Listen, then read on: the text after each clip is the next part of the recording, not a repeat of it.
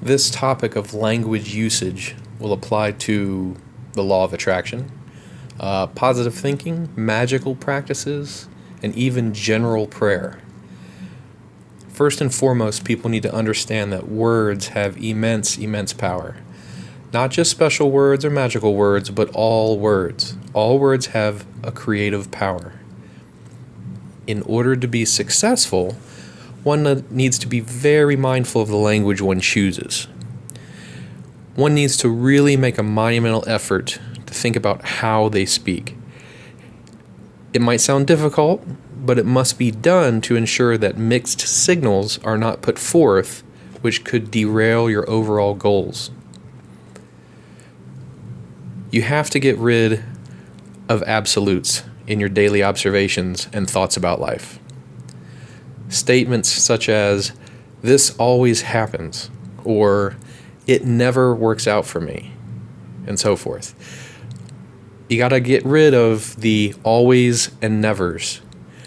These types of phrases have to be eliminated or chosen very carefully in their usage.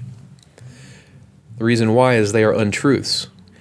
Things don't always happen or never happen, but because we default to these key phrases in our language while showing displeasure at a situation, we railroad our goals.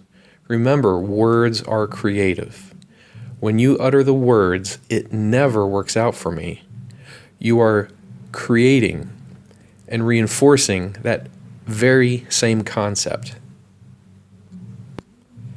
So now, the section that deals with negative words, you've got to get rid of them when stating intentions for magic, law of attraction, prayer, etc. Let's go back to some basic grammar. The sentence, "I want to not have debt," sounds okay on the surface, but the issue is the subject, which is debt. It doesn't matter that you don't want it because you made it the main focal point of your statement. Anything that is the main focus of the phrase will come to you. In the above example, you will still have debt coming to you since it is this focus. This concept is nothing new. It's been covered over and over again in things such as The Secret, and even in the early 1900s, The Master's Key. To remedy this, you must get rid of the negative concept. You have to get rid of the word not. That leaves us with, "I want to have debt." Now, this is a positive, seeing how the negative language was removed, but we still would rather have a different subject. The key is to pick the opposite. So instead of, "I want to have debt," we shall choose the opposite. "I want to have abundance." Now you're on the right track. Now you're starting to do, and you're stating what you want to do with clear intention. Now abundance is the goal and the subject matter. It's all a step in the right direction.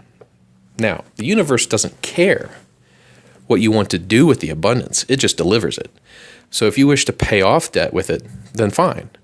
But just don't make it the subject of the initial focus or the initial statement. Now for the second thing. The thing that most people don't know and or don't mention, I'm not exactly sure which. It is kind of a toss-up depending on who you talk to. The statement, "I want to have abundance." This still isn't quite good enough. And it's because of the verb. You will only ever get exactly what you say. So this means you will only receive the wanting of abundance as opposed to the abundance itself.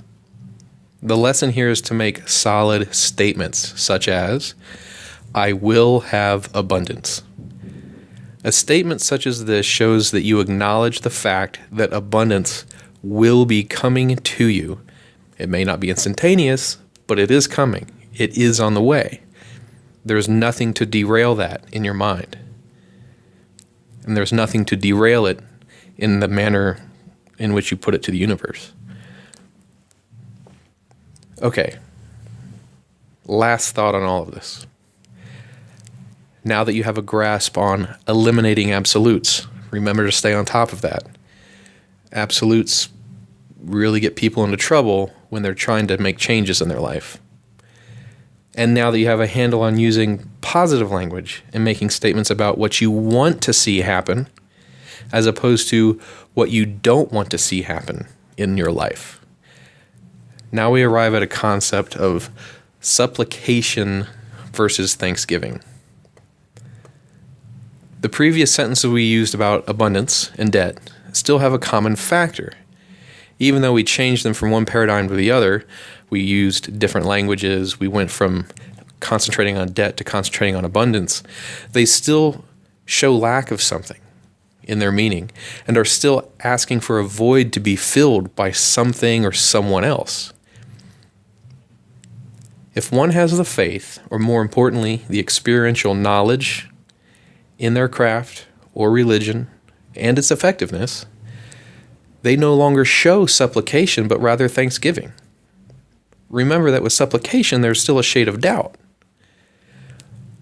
The most important thing that you can take away from the end of this is that in ritual or prayer or positive thinking, statements that are made with thanks are going to be the most powerful.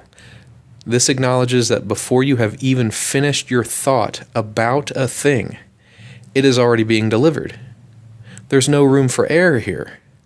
Statements of thanks are the most powerful. So let's use the above example again that we ended with. So the last phrase that we had was, I will be receiving abundance. Now, a statement of thanks would be, I am thankful for the abundance I am receiving, or I am thankful for the abundance I will be receiving. You've acknowledged that you're already getting it. There's no question. You've already said thank you to the waiter before they've filled your glass. I hope this clears some things up. Thanks for listening. If you have any comments, questions, or clarifications, just put them down below and I'll see about getting to them as quick as I'm able. Thank you.